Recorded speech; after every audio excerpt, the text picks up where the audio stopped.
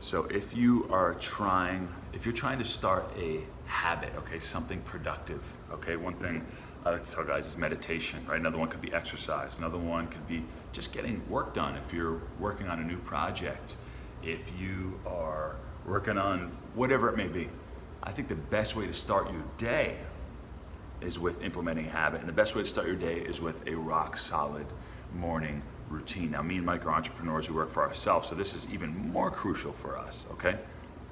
If you're working a normal 9-to-5 job, you maybe want to just put one task in the morning, then maybe you want a morning routine for your afternoons, for your weekends as well too, something to be more productive. But with me and Mike working a lot on our own things, we like to have a rock solid morning routine. And I actually just copied Mike's routine recently, and it's been super helpful and super productive for me. So I want you to share, because you do such a great morning routine, even on the weekends as well, that he's super productive and always really happy and really positive because of what he does in the morning. So I want to share with you guys the morning routine of champions from the champion himself, Mr. Mike McApinley.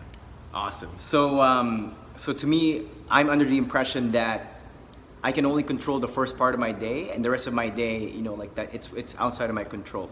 So I do my best to start my day right by having a solid morning routine. So kind of like what Joe alluded, the first thing that I do when I wake up is, so the first thing that I don't do is go on social media.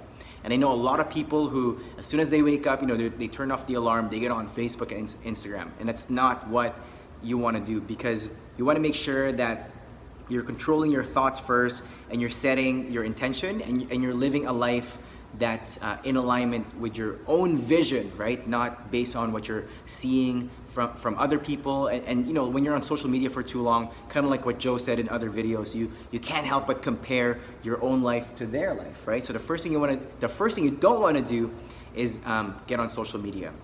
So that being said, as soon as I wake up, I jump to the shower right away, I get ready, and then I just take, a few minutes to meditate. I feel like, so I've been meditating almost every day for about 7 years, and the benefits that I've acquired just, from sitting down, focusing on my breath and quieting my mind, like I go through stressful situations throughout the day, and because I'm able to exercise that muscle where I can separate what's happening and the stories that I create around it, I feel like I'm able to give every situation that happens to me a more empowering meaning compared to just being super reactive. You know what I'm talking about? Mm-hmm. What's your experience with that, with meditation, and how's it benefited you? Well, I love meditation, man, and it's something that I make sure to do every single day. Sometimes if I don't do it, I usually do it with a timer in the morning. Yeah. If I don't do that, like on the weekends, and I'm a little more flexible, then I'll go for a walk without my cell phone, and I'll do a walking meditation, taking deep breaths. And the whole point is, with meditation, is letting thoughts come in and not having to answer them. Yeah. Okay, that's the biggest thing. If you're thinking, I have to do this today, let me write that down, or maybe I have to do it this way, and you start coming up with a plan. It's engaging in the thought and going down that train of thinking and taking it all the way, trying to find its completion. That is what you're trying to not do with meditation.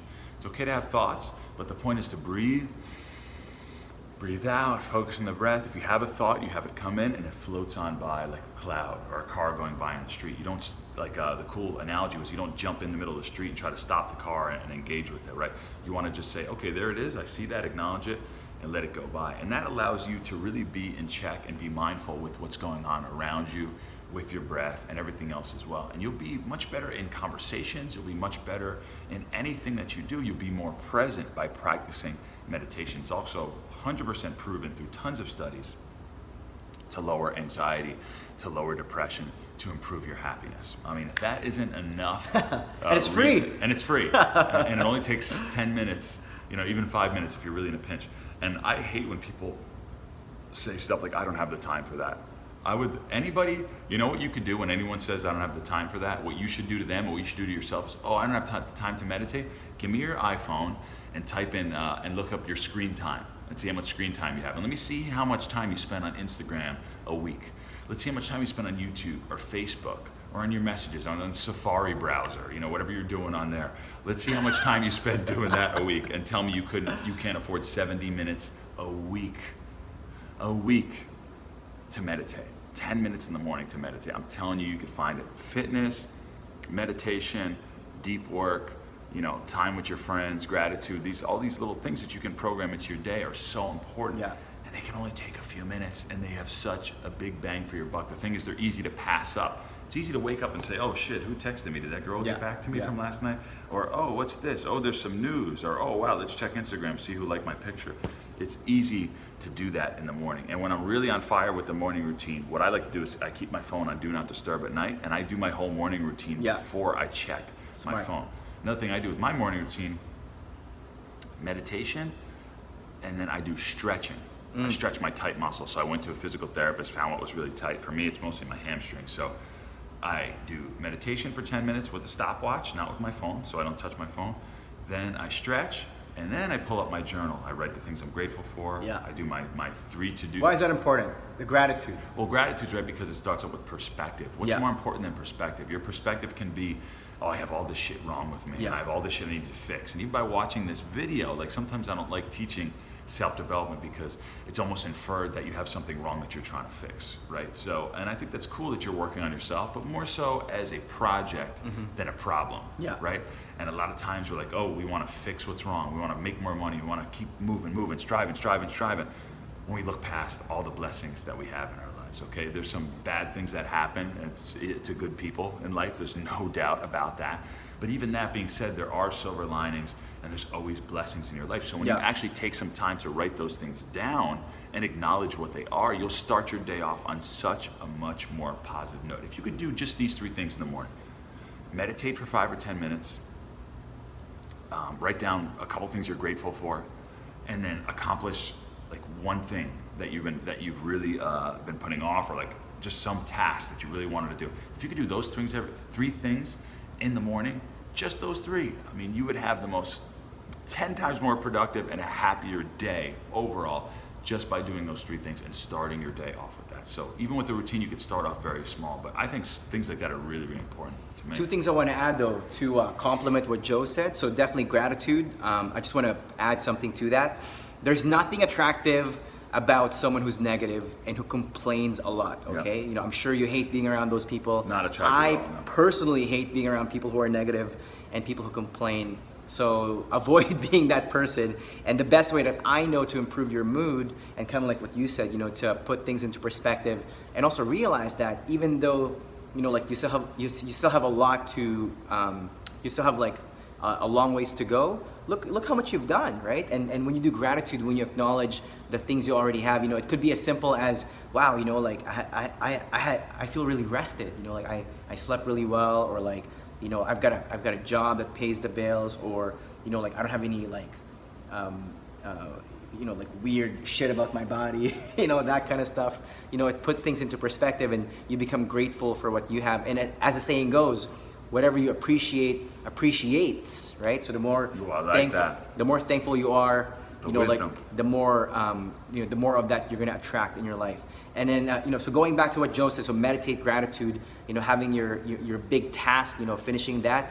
The 4th thing that I want to add is acknowledging your wins. You know, it's so easy to beat yourself up and, you know, feel like, oh, you're not good enough or whatever. But then what about all the things, right, that you've done and you've accomplished? You know, how nice does it feel when someone compliments you? So why not do that for yourself? So whenever you have a win, you know, acknowledge that, write that down. And then the 5th thing that I will say is to learn your lessons, because life will teach you the same lessons over and over again until you learn it, right? So take the time to reflect. You know, let's say, for example, you had an interaction and it didn't go as well. You're gonna keep having those interactions until you learn the lesson on how to fix it, right? So maybe you ask way too many questions. Maybe you didn't talk about yourself enough. Maybe you were too serious, you know, you didn't add any humor or banter, you know, like being able to self-reflect and understand what you need to work on at any given moment. And all it takes is just pausing for a few moments in the morning, reflecting on what's important to you, where you're getting stuck, and writing down like, oh, these are the lessons, these are the things I need to work on. So now you can be more proactive, right? When and also you'll feel less overwhelmed, because instead of feeling like you have to tackle this whole thing at once, you can approach it one problem at a time and learn one skill at a time. So that's it. Let's recap it. So meditation, gratitude, doing your big thing, your most important thing, wins, and lessons. That's there it. we go. Morning routine of champions. That's the routine of champions, man. And if you guys want any help coming up with a morning routine for yourselves, just comment below and talk about what's important and what you want to accomplish in your life. You know, I'd say start small, get something going. Like one great piece of advice Mike always gives me is just, you know, just start with the minimum amount and then you could build up from there. You don't have to have it perfect before you start. You just need to start and then you can perfect it as you go. So thank you for sharing that, Mike. Any questions? If you need help with the routine, just comment it below and we'll get you some help there.